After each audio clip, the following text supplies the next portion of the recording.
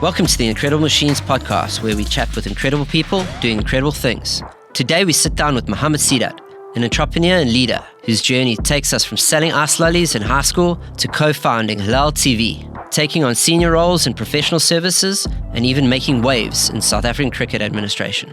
In this conversation, we explore the art of not sweating the small stuff, how true resilience is forged in life's toughest moments. It's a powerful reminder of the importance of curiosity, adaptability, and the courage to grow. Muhammad goes deep in this one, and I really encourage you to listen with an open heart. Let's dive in with the incredible Muhammad Seedat.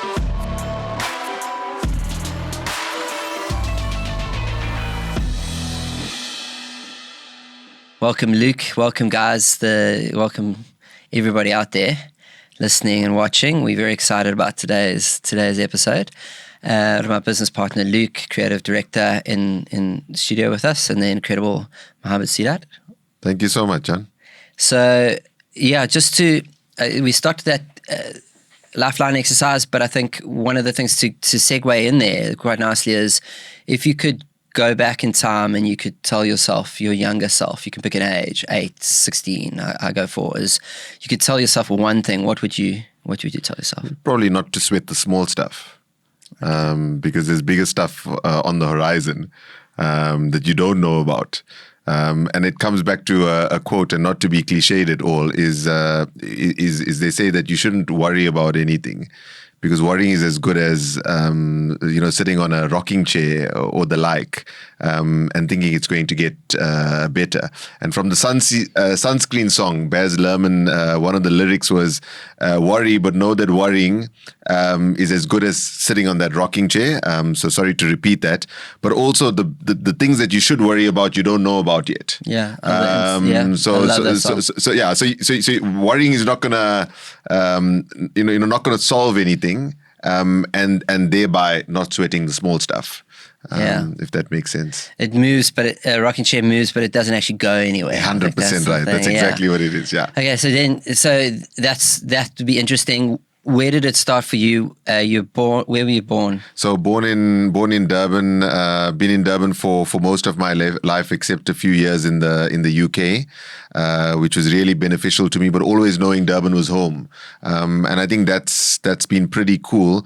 I love Durban, and despite the frustrations I may or we experience on a day-to-day basis in terms of maybe no water or no electricity or getting your tire in a pothole, I still absolutely love Durban and knew that it was always going to be home.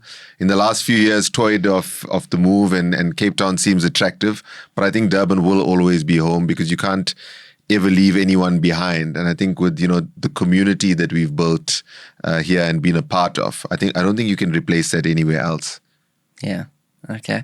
So we met at high school. Correct. So I've had a few people, actually friends, and then we met again 20-something years later, giving our ages away here, but via EO, via Entrepreneurs Organization. And this lifeline that we do here is very much theirs that we take out, and people seem to love it and find it therapeutic and cathartic and all that sort of thing. So again, we'll have it in the show notes. We have it for everyone now. It's available out there, and I do it more than once every couple of years. So it's something that I've done more than once, is what I'm saying.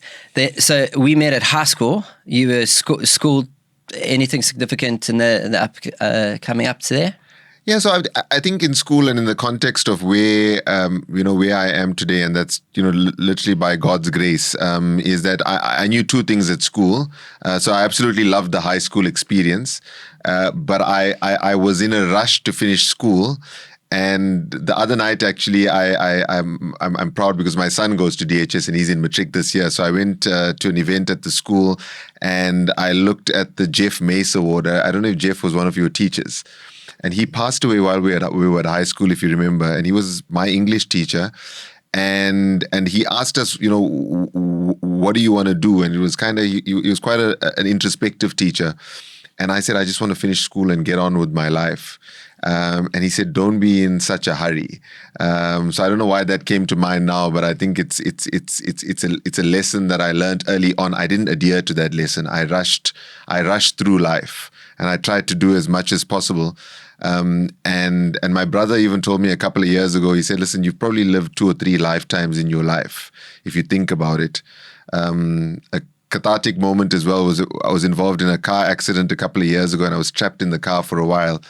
And a question that I asked myself is, if you had to die now, would you be happy with the life that you lived? And ultimately that answer was yes. Yes, you would have changed a few things here and there. But ultimately I was happy, and I am happy with the life that I've lived. And it hasn't been perfect. And as we get into it, you'll know, you'll realize, and the listeners will realize, that it's definitely not perfect. But most definitely satisfying. So going back to school, I knew 2 things at school. I knew I was an entrepreneur, and I knew I wanted to be an accountant, as opposing as those 2 skills may have been. And I don't know if you remember, but I used to sell stuff out of my bag. So it was ice lollies, and it was chips, and it was chocolates, and it was all sorts of stuff. So I believe that, that skill was almost inherent and almost developed at school, or whilst I was at school, I should say. And this is, we're talking back, and as you say, giving up our ages, but we're talking circa 30 years ago that we started high school. And entrepreneurship wasn't celebrated then. It wasn't like it is now. It wasn't something that was encouraged. It was always, go to school, go to university, get a good job, and life will be somewhat okay.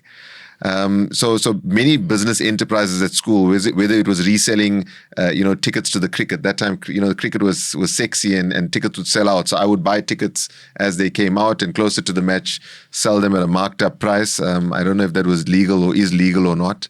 But running a tuck shop at school, selling airtime, all sorts of stuff at school. And then after school, I was lucky enough. And it's weird, sitting here and visions come to mind. I don't know if you remember a teacher that we had, Luke van der Tang. I don't know if you ever did accounting, but he was my accounting teacher for a couple of years. And one day, the firm known as David Strachan and Taylor, or PKF, today, they came to school to do a presentation on, accountancy as a profession. And I knew that was the route I wanted to embark on. But the only route that I knew available was you went to university for 3 years, did your degree, then you got your honors, and then you did articles for 3 years. I didn't know that there was another option, and that option was to start your articles and study at the same time, and you then compress the process. And so I asked them, I said, listen, would you accept someone? And they gave me a few requirements in terms of saying, if you achieved, X amount in terms of your marks and X amount aggregate, then we take you in. And long story short is I applied and I got accepted to start my articles straight out of matric. And that was amazing for me because I started my articles prior to me even having a driver's license. But coming back to Luke van der Tang, the teacher, he and I started articles at the same time. So he was my teacher, and then he was also studying to go, the CA route. And he and I started articles together at David Strachan and Taylor at the time, or now PKF, which was pretty cool. And then, I did 4 years of articles, studied, finished articles. And then I moved on for a bit. I was at EY. I ran some of the internal audit function, and they had just landed Transnet as the biggest internal audit outsource in the world, and I was quite involved on that as a client. But just before you get into I'm going to pause at EY. Please. I want to go back to Let's go. school and I remember you selling things, but I remembered it in this moment when you said it because I couldn't remember it before. But I actually do remember, I very much remember that. And now I didn't know about the ticket scalping and that sort of stuff, but if that's what it's called. Why did you do that? Why did you do the sales? Sure, it's a lovely question. So number one, I think, was to have extra money. I wanted to not be reliant on my parents, perhaps at that point in time. I mean, they gave me a lovely education and they provided the necessities, I should say. But I can't ever remember getting an allowance, for example, in those high school years. And I thank my parents for that, because it kind of made me go out. But it was also the challenge of buying for 1 rand and selling for 2 rand, or buying for 2 rand and selling for 5 rand. I think there was a challenge. So the why is 2 reasons. It would be, number one, the challenge. Number two, sustaining yourself and perhaps some of the luxuries that you'd kind of like. That's so interesting, because I don't know if you said they did it. You didn't say you weren't offered it. They probably didn't have to offer you as allowance because you were making the money anyway. So like, okay, well, that's great. Okay, that's very interesting. So it is a bit of a challenge, and I think that the challenge. Then you go on to university and doing articles at the same time. Yeah. So that's a challenge. That would be a challenge. Articles doesn't pay, does it, or does it? No, articles does pay. It's a very modest kind of salary, but it does pay.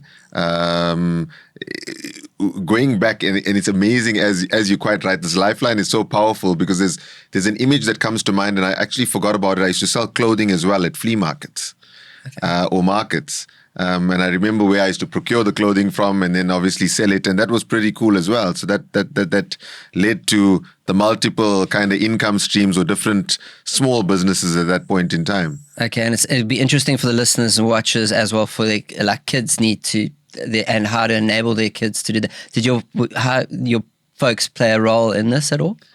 It's weird. Because both my parents come from a kind of teaching background. My mum was a great teacher. She's retired now. My dad was always in academia, whether it was at the old technicons or now some of the private institutions. And I wasn't encouraged to go the entrepreneurship route. It was not a discouragement, but it was like, I got asked a few times, is this the way you want to go? Are you sure? It was almost that I felt a bit bad for being a capitalist within that environment. And now you talk about a nurturing environment, and taking nothing away from what my parents gave me, and which I'm so appreciative of up to today. But it wasn't encouraged. That entrepreneurship route.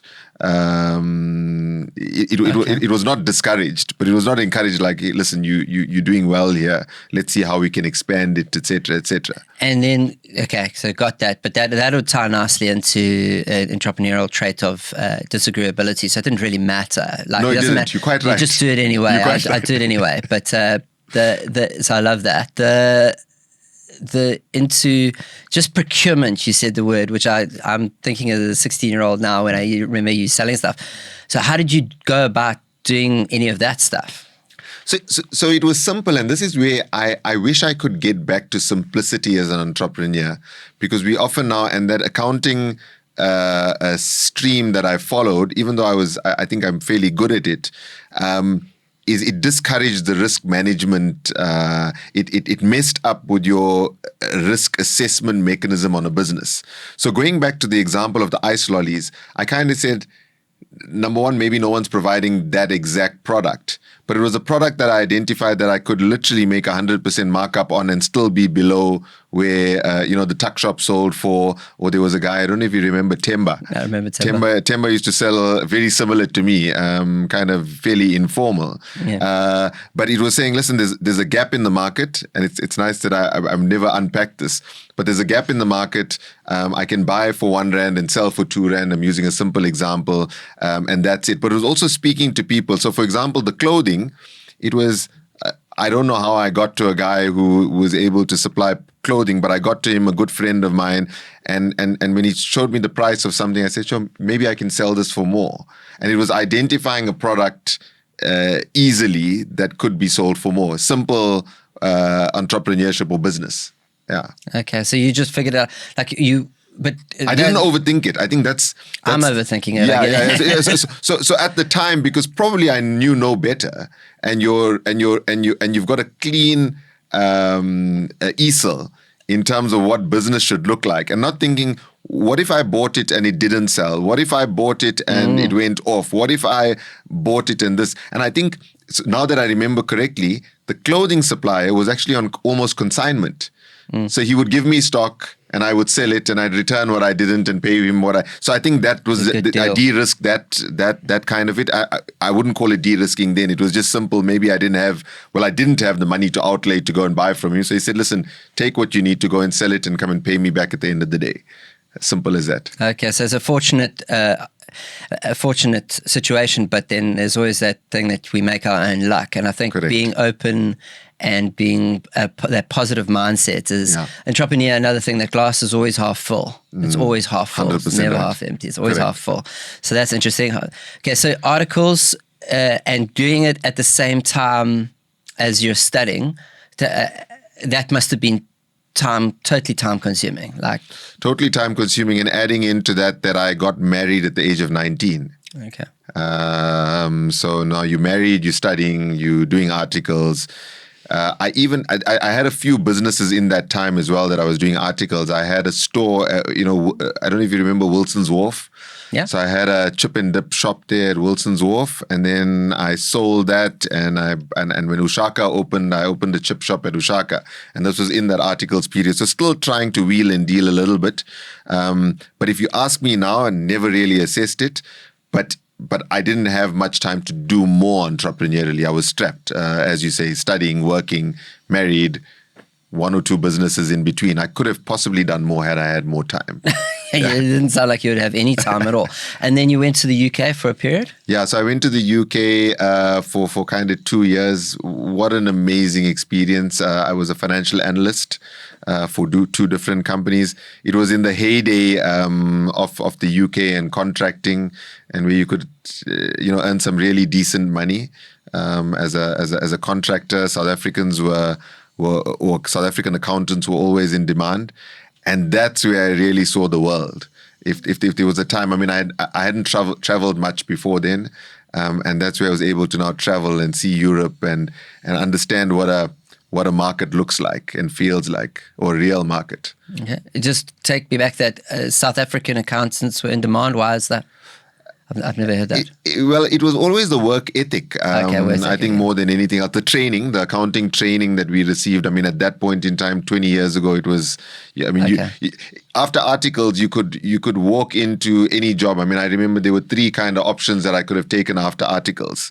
Today, accountants are not that much in demand, but the world has moved in 20 years where everything is now automated to a large extent. So there's not that many accountants that are kind of needed. Okay, so you had that great training, that there's the academia behind you and baseline your parents. Then you had the hustle as well as the brand, the South African brand of we do work hard. I've used that in work, and I've worked with people, and mine's been like manual labor and gardening and all that sort of stuff in Hawaii and Australia, and worked with people that have only worked with South Africans. They prefer, and they're not South African, but they prefer to work with us. So that got you set up really nicely, and travels within those 2 years. Oh, amazing! I was out every week or second week. It was actually amazing because you talk about work ethics. So I was shooting out the lights at work, but I was working at probably 40% productivity, to be honest.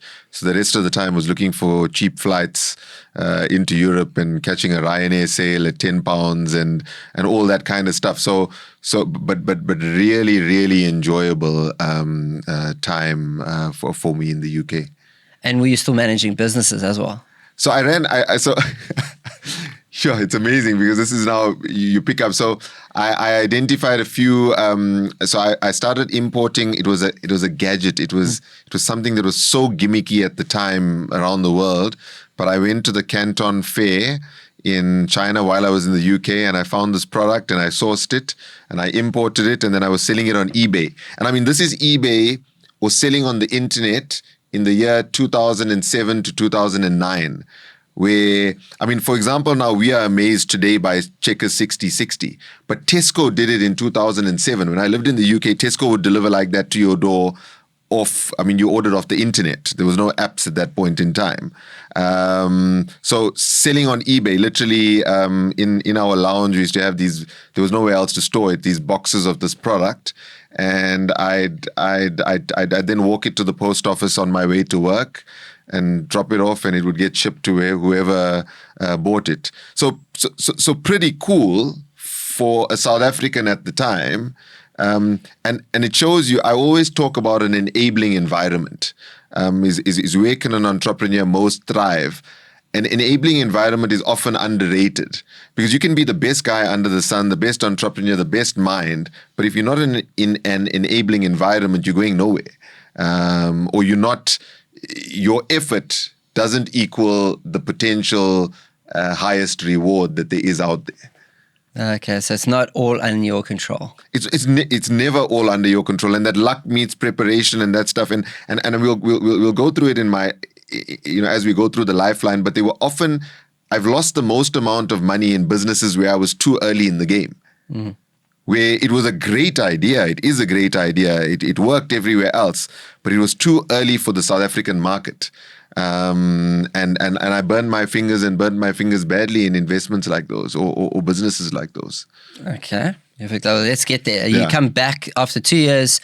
You come back to 2009, 2010, correct. Early that stage.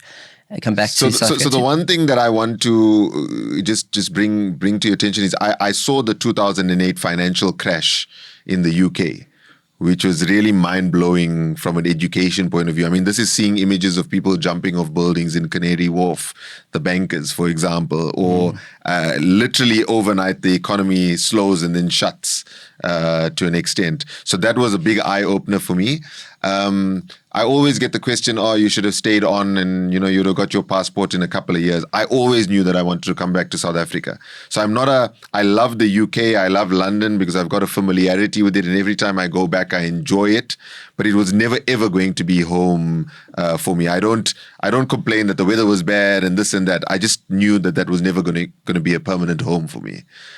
Come back in 2009, and I decided this is now I'm going into a business now, kind of full time, and literally start a company called Smart Track, which still exists today in the professional services field. But literally, I was a consultant. So I wasn't a business. I wasn't an enterprise. I was a consultant, and I went into businesses and I told them what they were doing wrong and how to kind of get it right. Started off with one client, and then one client became two, and then two clients became three. And then I started employing a few more people, and then I never said no to if you can do anything, as every good entrepreneur does at the beginning. I've only learned how to say no probably recently, 20 years later, 15, 16 years later. But at that point, listen, I'm sure you can do accounting. And then I said, no, definitely. I mean, I can do accounting, and then built an accounting practice, did a few buyouts of other accounting practices, had the consultancy running. Then people said, can you do recruitment? And then I built a recruitment company, was a partner in a digital marketing and advertising agency. So my view was that I wanted to be diversified professional services, but multi-branded. And that's what I set out to kind of build. And it built, over the last kind of 10 or 15 years. In recent years, it hasn't been something that I've actively grown because, for example, on the consulting side of it, I ultimately realized that people wanted me. So I did have a team, but people wanted me and I couldn't scale me. And, there was a point where, we've sat here for a couple of minutes and my phone hasn't rang, and I'm thankful for that. But there was a time in my life where my phone would continuously ring, and there was no downtime, to be very honest. But it was a means to an end.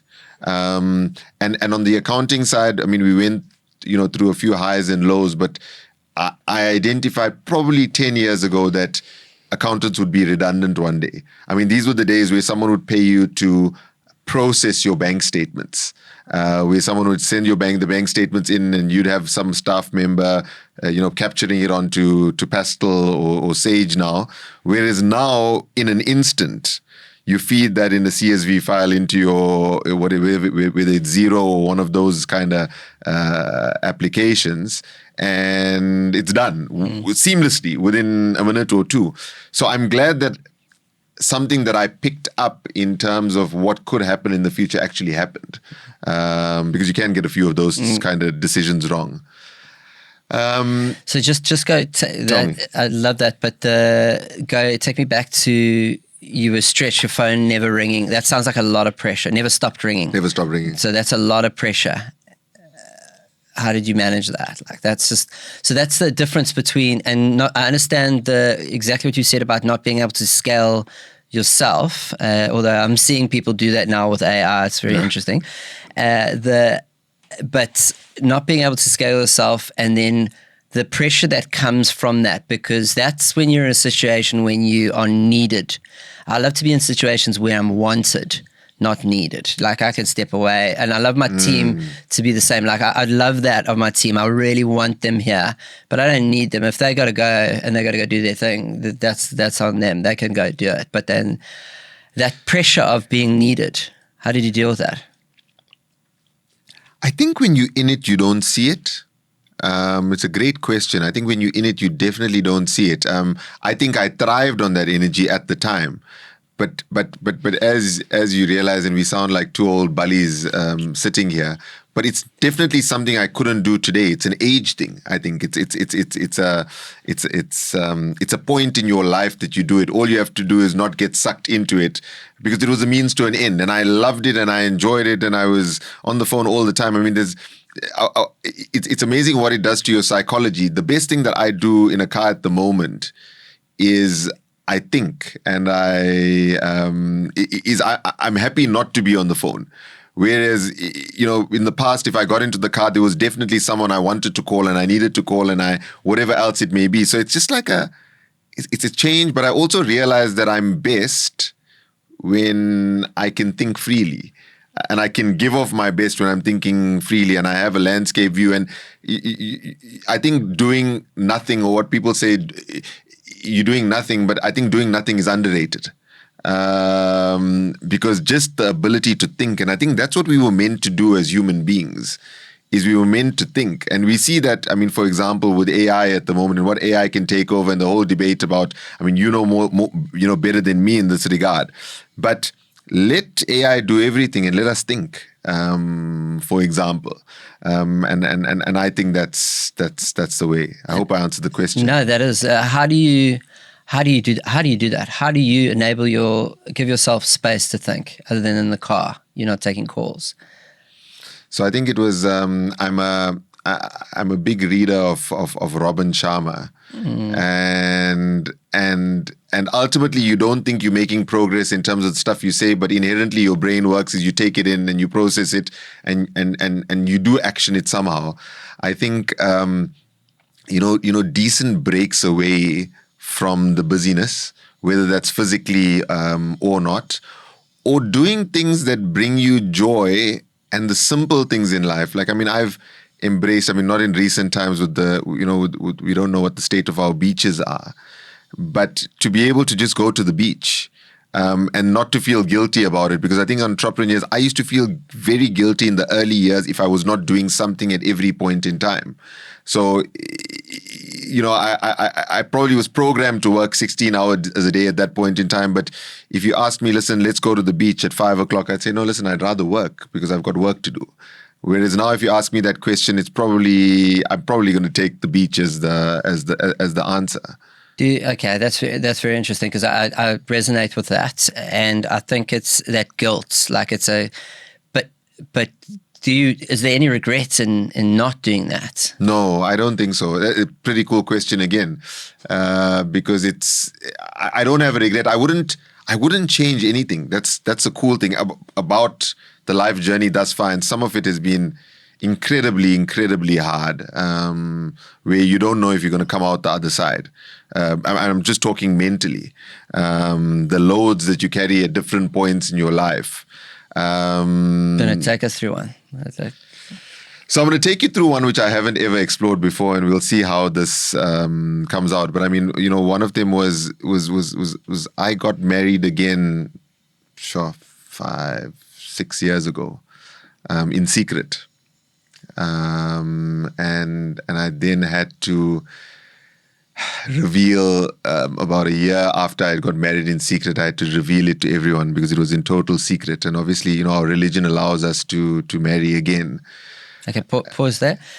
Please, how did you do this in secret? So yeah, can you elaborate on that in secret? What do you mean by that? So no one else knew that we were getting married. So in the Islamic custom, it's a nikah ceremony. So it's something that a Molana, or the equivalent as a priest, can do, and he can marry 2 people, and that's what we did with no one knowing about it. Okay. Okay. And you met and you were together. Obviously, you're getting married. Like there's been relationship before, and there's meeting this person, and that was all in secret as well. Correct. Okay. That and then. So that's that must be extremely difficult, yeah. Oh yeah, that's that was extremely difficult to number one, having to tell my first wife about it, a year afterwards, and then managing a dynamic where, the world turns against you, John, because it's not accepted, right? But I think I've always been an outlier. And I always wanted to normalize that one day. It's not something I ever grew up with, to say, oh shit, one day I'm gonna have 2 wives or 2 families. It's not something I grew up with. It's something that circumstantially happens, and then you want to make it right. And I believe that I did, and my intention was always to make it right, and that by getting married again, I do believe I made it right. And giving honor and dignity somewhat to the incumbent wife, Okay, so the low, you mentioned this was as a low. It sounds pretty positive right now. Obviously, it's been difficult, not just that, but what was low about it? You mentioned the world. The low was the hurt that you cause. So obviously, it was never my intention of not being with my first wife. And I mean, if it was my intention, it would probably be, to the outside world easier. I could have ended a relationship and then started a relationship, and the world would know better. But I valued my I'm going to call it now. It's very, I don't like the terminology, but it's the only way to talk about it is I value my first family. I mean, I've got 3 wonderful kids with my first wife. It's somewhat normalized as of today, but we could spend days here, talking about the experiences that you realize who your true friends are in this world. You realize, those who stab you in the back. You realize those who talk about you and see it as a bad thing. So that becomes it required an extremely thick skin to get through that period. And I lost a lot of people along the way with that kind of action, if that makes sense. Yeah, with that decision, I imagine. But coming out the other side of it, then it's been 6 or 7 years now. Yeah, it's been so. I mean, 6 years ago that I got married, and 5 years ago that I came out into the open. I say somewhat normalized. It's somewhat. Okay. Because I think that one of the biggest things I've had, not a similar experience exactly, but I've had secrets to keep. I think we all have had secrets to keep and that sort of stuff. And I think that's potentially why it was low. I know you've mentioned the hurt and that stuff, but the people believing that you are something that you're not, they just don't understand it maybe. And why it makes it even heavier because it's emphasized by someone's potential pain. Correct. And then, yeah, so maybe that, and was there a relief when you came out? Was that a relief, or did it take a long time to get that relief? There was so much trauma at the time with emotions. I mean, my emotions, other people's emotions as well, that I didn't have a chance to be relieved. It was basically firefighting. I mean, this is now, remember, landscape-wise, it's in the middle of COVID, so that makes everything a little harder. Then, in that process, both wives fall pregnant, and there's 2 children that are born kind of 9 months later. Today, those 2 children are 3 weeks apart in age. So I've got an 18-year-old, a 15-year-old, and then 2 4-year-olds, which I'm eternally thankful for, because I love them with every bit of my heart, and I was absent when the 2 bigger kids were growing up. I mean, there was a year where I took 132 local flights and 18 international flights in 1 year. I mean, I was not here, and even though, I mean, I always get involved in, somehow in the organizations. I was chairman of the governing body of my daughter's school, but the one day I went to pick her up, and I didn't know a single other parent in the class, and this is well into the year. And I mean, you know how it goes with those, every weekend there's a birthday party or there's this or that, and I should have known them. So here's, the contrast is you're chairman of the governing body, but you have no relation with anyone in the class, and it kind of made me realize you're not involved at all here. You almost really not even a helicopter. You're in a plane high above the ground, literally, and you have no idea what's happening on the ground. What did you? Was it a slowdown moment, or what did you learn from that? So it was a lovely moment, because since then, I think that was the height of me being busy, and at that point, it was a moment where I said I had to kind of change. And I did. I slowed down quite a bit. So walks on the beach?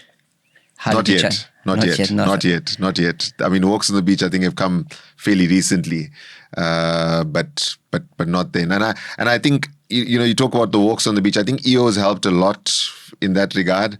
I've got a forum mate one of my report backs at the forum the other day was, yesterday I just felt like I needed to shut down and go home at 3:00, and I did, and I had a little bit of guilt, but I didn't. And he says, there's no way you should have any guilt. And I think that EO mindset has kind of made me more comfortable with not being busy all the time, or not feeling guilty when you're not busy. Super. Yeah, I think it must have been, I mean, for me, it's been absolutely life-changing, that journey, and having those people in your life. But sounds like you've done so much by yourself, and a joke would be that you're a busy man, but it's not a joke. It's also the same thing. You keep yourself very busy, and you're doing these things. What would have been a high points in that time? Were there any high points in that time, and where you've got where we are now? In the last couple of years. So I also decided, so I loved the kind of professional services business. There was no doubt about it. But I decided that to go at scale, I would have to get involved in other businesses as well. And I mean, I don't think I overthought it at that point in time. It was just the entrepreneur kind of seeing an opportunity and taking it. But a big high over the last couple of years was founding Hilaal TV. And that happened in the midst of COVID as well. We on air now for 3 years. And this was literally a thought that I had in November 2021. So if I can elaborate on kind of that opportunity. So we were a group of individuals who did some community outreach, some prominent business people, and it was literally not for any reward, but that we were doing some community outreach, and we had a television show on a channel called ITV, on channel 347 on DSTV. And one day, we were a group of guys from across the country, but the guys in Joburg went into the studio or arrived at the studio to record the program. And they were told that the companies in business, well, not business rescue, I think it was liquidation at that point in time, and there would be no recordings. And for me and another individual in the group, we weren't settled in that thought that the platform perhaps wouldn't exist anymore. So we started exploring it and saying, listen, how could we get this thing back on track? And long story short, we strategized, etc. And in January of 2022, we said, okay, listen, the license for that particular channel is coming up for renewal. at DSTV, and we should bid for that. And the license was coming to an end in June, and they were inviting people to bid. And what we did at the time, one of the other founders was the current CEO of the business, but he was general manager at the predecessor at ITV, and we kind of got him on board, and we said, listen, how do we create this together? And we pitched to DSTV in Feb of 2022. We were granted a temporary channel for I think it was March or April 2022. And at the end of it, in May, we were awarded the permanent license for that channel. And that, sure, it was luck meets preparation, but a true miracle from the man above. I've never been involved in media. I didn't know. I mean, it was a slight touch here and there in the marketing agency that I was involved in, but not to this extent where you need to talk, technical. And as I got into the studio today, and I'm now able to understand when someone is talking technically about lighting and stuff like that. I don't know enough as well, but I know enough that I can have the conversation. And you know what you don't know as well, I think you would have learned with that. So it's come up before. You're 100% right. But it was business principles. It was off day one. So I mean, I was part of the founding team, and I was now serve as chair of the board. And it's been a whirlwind and a real miracle. But it was one of the first businesses that I was not involved in operationally. I mean, at the beginning, you were slightly operational as you start building teams, etc., etc.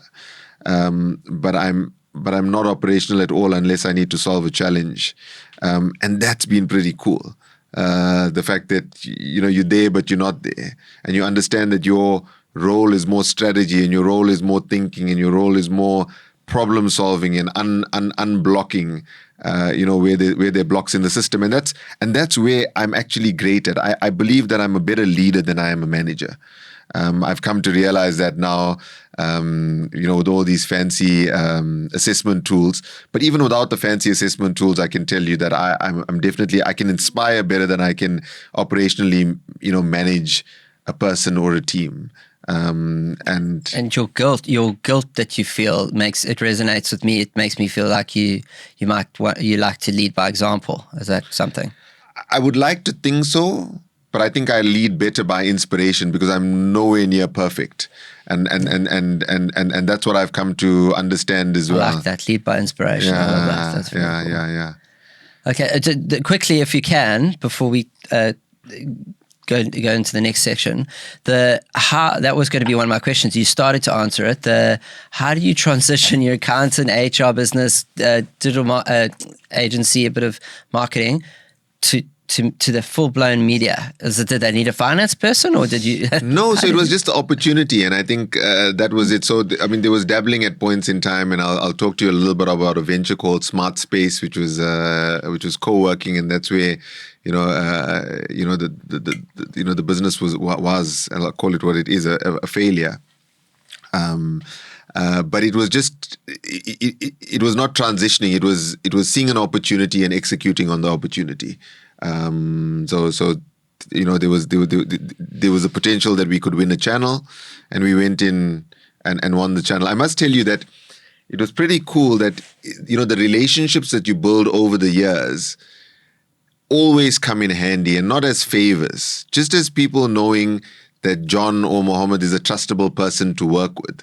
And walking into that room, pitching at DSTV, for example, because I knew a few of the people in the room because I was involved with them I'm quite involved in the cricket world. I was CEO for a while at Dolphins cricket, and then did quite a bit of work at Cricket South Africa. And just knowing, so you get to know people, for example, at SuperSport, and then SuperSport in DSTV is one business, and then you kind of meet after, as you and I have met after 20 years. It's not even a warm intro. It's just a warm conversation that you take a call if I phoned you, and if I asked a bit of advice, or you knew the caliber of person that you were dealing with. I found that most valuable over the time that I've lived, or time that I've been in the business world. Is people say don't burn a bridge. It's not about burning a bridge or not burning a bridge. It's about how you conduct yourself, knowing that it's not only for this point in time, but it could be in 20 or 30 or 40 years' time. And the world has actually become small as hell. And people do business with people. I know it's an easy cliche as well, or a quote, but that's exactly what it is. And also giving without expecting in return. I think I did a lot of that over the years. And just conducting yourself professionally and being yourself, but in a professional manner, I think goes a long way. Okay, so playing long games. Well, you don't know it's a long game at the time because you don't know if you're going to get the return or not. But interesting story is it's also about the environment. So I got my first job in the UK, I feel, because I went to DHS. Because the guy interviewing me was a South African, and the guy sitting at it, I mean, we worked together at the end of the day. But he said to the guy across him, was also South African, hey, Morgs, didn't you go to DHS? And he said, no, I went to DHS. Hey, I've got a CV from a guy here who went to DHS. Let's interview him. And I think we were told at DHS that, I mean, there's a lot of networks, for example, that it builds. But it gave me the entry. If I didn't go to DHS, maybe I wouldn't have had an entry point. And similar to you and I kind of igniting after 25 years, I mean, if it weren't for a high school experience together, I mean, what would it be? It would be pretty random, right? Yeah, coincidence, absolute and serendipitous, or I don't know, the coincidence there, yeah. So there's something that I heard you say and mention, and I was going to ask about it, but the involvement in cricket. How did you get involved in cricket and then ending up the CEO of Dolphins? That's for the listeners out there. Yeah, provincial cricket. So very, very interesting. When I get involved somewhere, I get involved that and double and more, etc., etc. So I always, and I still have an absolute love for cricket, and that love for cricket was garnered at school. But I was never a great cricketer. But I loved cricket. I mean, when we were at school together with Hashim, I mean, Hashim and I were good friends at school. Difficult to be a great cricketer in comparison to Hashim Amla. Yeah. But I remember the one day I was at cricket practice and someone threw, two guys threw a ball at me at the same time, and one hit my nose and one didn't. And Hashim never let me kind of forget that. He says, but I mean, getting back to the story is, I did while I was at school. I did an umpires course, and I became an umpire while I was at school. And then an opportunity came up to serve as a non-executive director at KZN Cricket, and I took that opportunity, and I eventually became the lead independent director. And then when there was a vacuum in terms of a CEO role, a CEO had left and someone else was was going to begin. There was kind of a vacuum, and I was asked to, and I put my hand up, and I got involved there, and from there it moved to, once I had finished my stint there, then there was help required at in a few arena at Cricket South Africa, and I got involved there and hopefully made a little bit of a difference. But it also, I often tell people about this particular example. Is sport in South Africa isn't for the faint-hearted, or in the administration of sport is not for the faint-hearted, because sport is emotive to South Africans. And if I didn't have an absolute love and passion for cricket, I wouldn't have put up with for example, the politics that I that I witnessed, or some of the illogical, kind of decision making. Is passion pushes you through pain points, within your journey. I'm still passionate about cricket, but I know now where to kind of draw the line.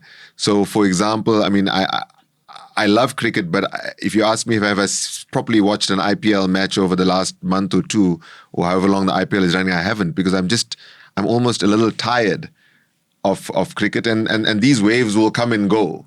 But yeah, that's hopefully answers the cricket administration story. Yeah. So it's interesting to just, be around. And I knew the cricket, but I didn't know how. So that's great to understand that. And if you put your hand up, or someone nudged you and you put your hand up and you just ended up the CEO of. That's really interesting. And I bet that umpiring, Or did the umpires earn a little income at all? Did they get paid to be umpires at the top? So they do today. I mean, at the highest level of the game. But I mean, that was me getting the entry level kind of qualification, and then being able to umpire school matches at a level. But as I started off with, I think everything is just. I just got involved. As much as I could. Very busy man. So we met in EO, and you've sat on the board now for a year. I think you're trained in Singapore at the GLC. I've just come back from GLC in Hawaii, which was amazing. The role that you've gone into is the learning, and it's a passion point for us and passion point. Clearly for you, it's a passion point because you've been absolutely incredible at that role. So Thanks. Well done. Thank you. But so how have you done that? You talked network, and I imagine that's one of the ways. But how have you been so successful in that role? I think it's. So number one, it makes it easier, and I think a lesson that I've learned is it makes it easier, and I'll go through kind of the success points. But the first thing is it's easy when you are associated with a brand. So most of the people I cold call even, and I say, listen, John, it's Muhammad here, learning chair of EO Durban. Are you prepared? The guy is already intrigued. It's not Muhammad phoning anymore. It's the learning chair of EO Durban. And there is gravitas to an organization, whether that's your own company or an organization that you work for or an organization that you're part of. As long as it's got a strong brand, you can open a door. And then it's about you taking over in your discussion. So it was... There were so many good things. So the first is to look at what worked in the past.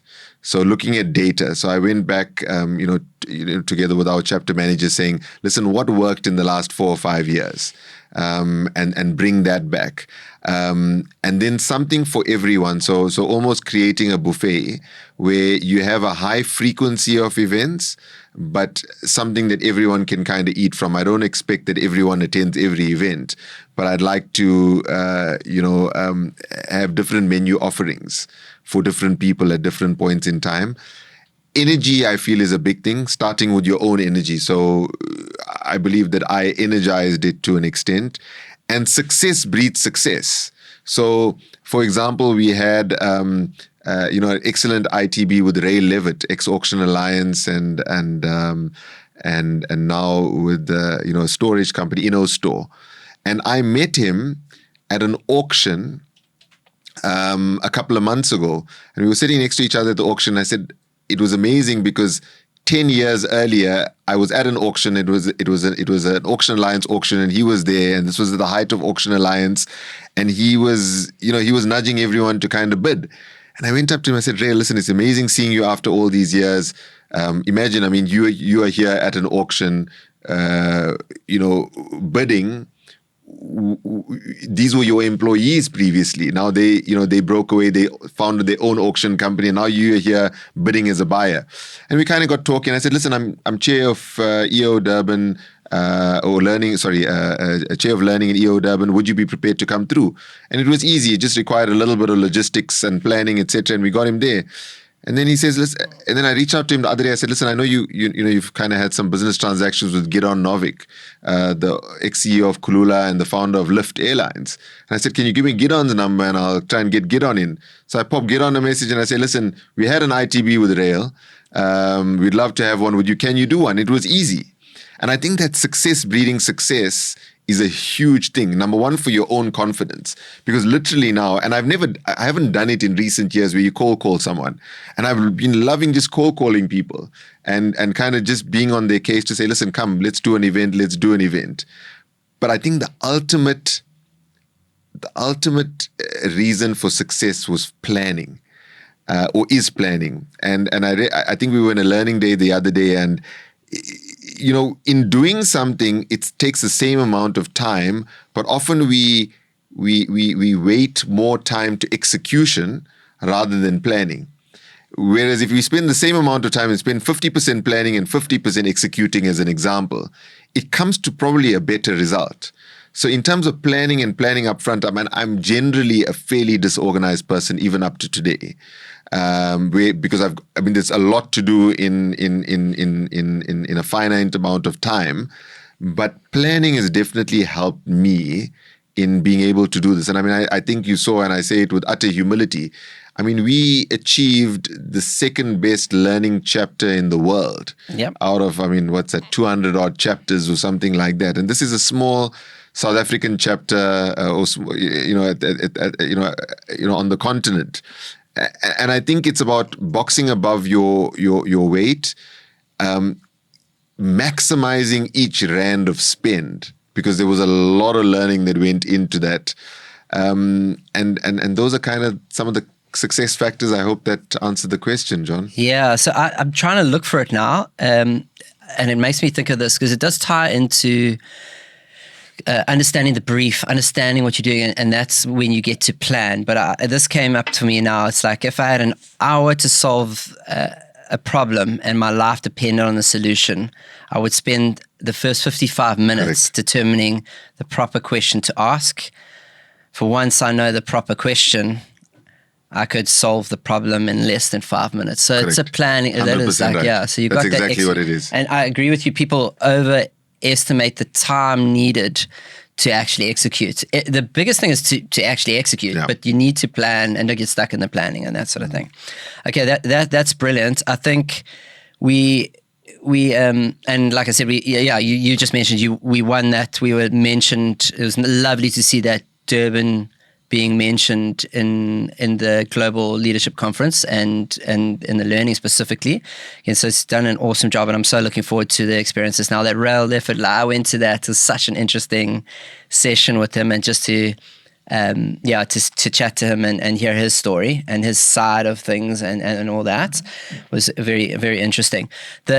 As we transition now into the like marketing bit and the ad, and you've been in the space, so you actually know this, and you've said Nando's. You put Nando's, but you said almost any. We could pick of, and we've had Nando's on here before, but we could pick up any Nando's ad. Why? So cutting edge, relevant, and pushing the boundary. I think that's where resonates with me the most, is pushing the boundary, seeing how far you can get without kind of getting into trouble. And I don't always get it right. But also, thought-provoking. A big thing for me was, getting familiar with Simon Sinek a few years ago, and just the power of why. I mean, I absolutely hate it in organizations, and I still, come across it today in some of the organizations that I serve on or I'm a board member of, is you ask someone why they did something and they say, no, because that's the way we've always done it. And they haven't actually thought about why they do it. And that's what I try and get to. And I've been told that it's a bad trait of mine because I'm a hard person to fight with. Because I keep on asking why. I want to know why you did it. I don't really care about how you did it or when you did it. I want to know why. And I think I poke or provoke too much. I'm largely unapologetic about it. But I really need to know why. Okay. Sorry, I hope I've answered the question. So the Nando's why and the. Yeah, so provocateur, was it that word? Provocation. And then they go in, and why do you understand? What do you understand to be their why? They're selling chicken. I love this brand, absolutely love this brand. But why they do that? I think it's better. It's better than me just seeing a Nando's billboard that has a piece of chicken on it and says, come to the closest Nando's, whatever else it may be. Make me think. So, for example, let's use, I think they had a go. Let's use an example. I'm sure they had a go at Oscar Pistorius at different levels. But when I see that, whatever that ad campaign looked like, he says, "Shit, these guys are really clever." You inherently align with the brand because they cutting edge, they pushing it, and this may be a news item that happened a few days ago, but already they're on it, and already a billboard is up, and already there's a campaign, and I think I just like their approach. So that makes me like them and anything else. Saying that, however, it's weird though, because I don't know when last I had Nando's. So as I'm speaking to it, I'm kind of thinking, was it enough? Sell chicken? Was it enough to push me over the edge? But definitely gets their brand recognition. I mean, we've had them as ITBs Yes. and lunches, and Nando's is a favorite. But I resonate. I don't remember the last time I had Nando's. I do know that brand is incredibly strong. We call it something we call urgent genius. So and we do it in our morning sessions. We try to actually extract this. Is everyone brings a news item, whether it's podcasting and Meghan Markle's doing something new, and she's just launched, and then recently Netflix are looking into podcasting, and this visual aspect of podcasting has become more and more prevalent. That's becoming an interactive podcasting and stuff. But people bring new stuff to the table. Some of it's usable, and we can just tweet about it or go out, post about it right now, and if it's relevant. But it's a way to keep, like you mentioned, relevant as well. So we just had Rich Holden on. Cool. As well, with that relentlessly relevant, and I'm loving that book at the moment. Shout out to Rich, and you got him as a speaker as well. Yeah, and are you going to tell us that story quick? Really appreciate that. I don't know. So we'll tell the story. I don't know if it'll make it out of edit with the ritual, but I mean, let's tell the story and see how it goes. So I started as the learning chair in July last year. And I say, no, I need to make a big impact. I need to get the energy high and say, listen, I'm serious about learning and learning events. And Rich Mulholland, I get into contact with him and we set up a call.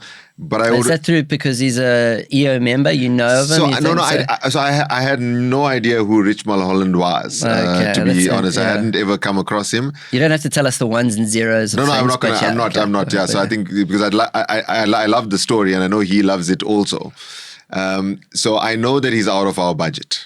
I know it's out of our budget, so I kind of ignore it. I've made contact with a lot of people to say, listen, can you and will you, etc., etc. And I start getting my learning calendar going. And Rich, I reach out to Rich. He gives me a price, or his assistant gives me a price, and I kind of ignore it. And I say, listen, this is way out of our budget. I can't do it. And somehow we schedule a call with each other. I remember clearly it was a Friday morning. I actually, if I had something more important in my diary, I would have cancelled the call, but I just didn't. And I said, I mean, listen, let's go with the call. And I was largely uninterested. And Rich comes on and he says, listen, the talk that I'm about to give or will give you is of utter value. So you go out and you find the money. And I said, Rich, listen, I'll be honest with you. We don't have this kind of money to part with at this point.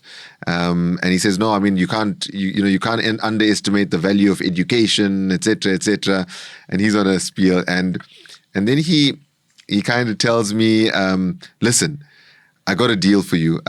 If you do it on X date, I am going to be in South Africa and I will be in Durban and you'll have no further cost. And if you program it on this morning, then perhaps I can do it, etc., etc., etc. And he says, listen, throw me a number.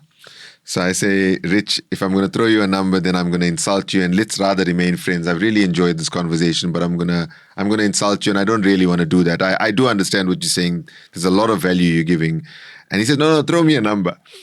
And I said, listen, Rich, are you sure? Because I'm going to throw you a number then really. He said, no, listen, I won't be insulted. And I throw him a number and he laughs. He probably took 2 minutes laughing at my number. And I said, I laughed with him. I said, listen, Rich, let's laugh together. And, we didn't ultimately agree on that number. It was somewhere in between that number and where he initially was. But it was such a beautiful thing because we formed this bond, me and him. I mean, on that phone call, the day before he was due to speak to us at EO, I took him out for dinner, and we went out for dinner. We spoke, and then we spent 3 hours in the car outside his hotel, just speaking about life and speaking about my life experiences and his, etc. And up to today, we have an unbelievable bond. I would say. And that was just by being human with each other. And creating and managing expectations up front. And also giving an opportunity to something that perhaps you didn't see an opportunity in. And I must thank him for that, for insisting that we did have a call, even when I thought that this thing was dead in the water and there was no way, that we were going to be able to do a deal. I think it was prefaced by me saying that I'm not undervaluing you. And I think that's always a nice thing to say, obviously, if you mean it, and I meant it. And I told him, listen, I don't undervalue your work, but this is and be upfront about what you can do and what you can't do, rather than, a pony show around the ring for no benefit or reason. Perfect. That's a good. I take that as potentially a bit of an accusation audit. So you put it out there that it's going to be like this, and then they accept it. So they don't think of you that way. So you put it out there for them. You say the words, and then it's kind of how Eminem ends 8 Mile. He's like, you could say this about me, you could say this about me, and then I love that movie. And they sure, can't, it is a movie because you that can't say anything about him afterwards, because he said it already. You're quite right. Yeah, so that's the thing. You're right. To your quotes, you've been mulling on that quote, and have you come to anything that just sticks out? I love the sunscreen song. I know we took a little bit of a quote out of that, but I love the whole of that song. I actually, in my address one year as the chair of the governing body to the school, that's what I actually read out to the kids.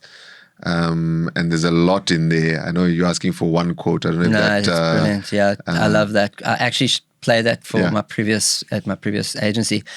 That we played that and nobody had heard it. Like it's weird though, right? Weird that nobody had heard that song and heard it. And I played for my kids going to work, dropping them at school, and I absolutely love that. Yeah.